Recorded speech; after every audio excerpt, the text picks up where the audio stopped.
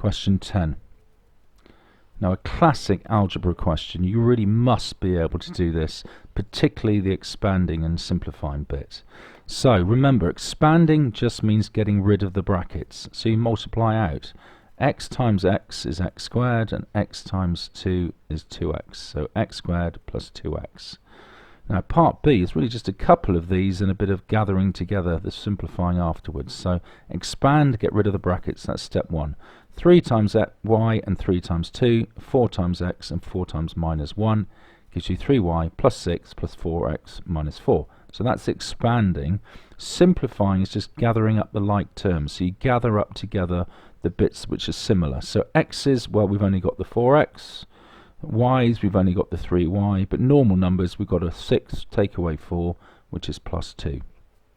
Now, part C, a pair of brackets here, times together, so a slightly different expanding process. Each of these terms has to multiply each of these terms. So I think it's best off to start with the 2t and do a 2t times 2 and a 2t times 5. Then move on to the minus 3 times t, and minus 3 times 5. So following that order, 2t times t is 2t squared.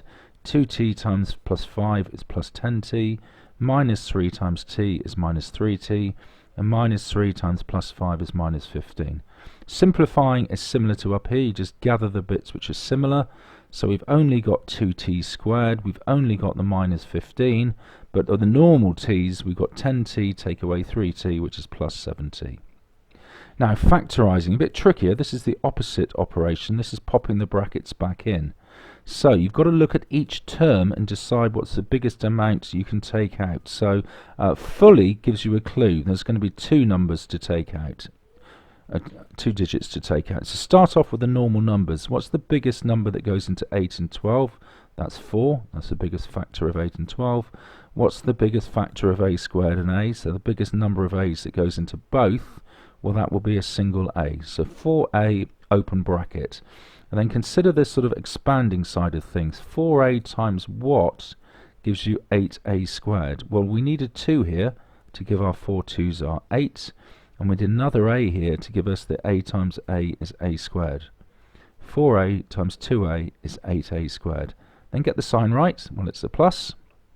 And then say to yourself, 4a times what gives you 3. Well, we're just worrying about the 12 bit here. 4 what's a 12, 4 3's a 12, and we've got our a here already. 4a times 3 is plus 12a. Now, a bit more complicated factorizing where we have a quadratic like this, where we've got the 3 terms. I think it's best to learn that if the question looks like one of these, your answer, your factorized answer is going to be a pair of brackets. The only way to get your y squared is a y times y. We're then concerned about these 2 magic numbers here.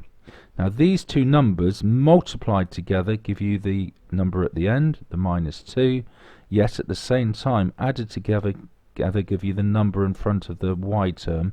Well, this is minus y, effectively minus 1 lot of y, minus 1. So our 2 magic numbers multiplied to make minus 2, but add to be minus 1, and that's minus 2 and plus 1, because minus 2 times plus 1 is minus 2, yet at the same time minus 2 added to 1 is minus 1. So we need a minus 2 and a plus 1 over here. Wouldn't matter if these brackets were the other way around. It's an equally good answer, y plus 1 times y minus 2. What you must have though is minus 2 and plus 1.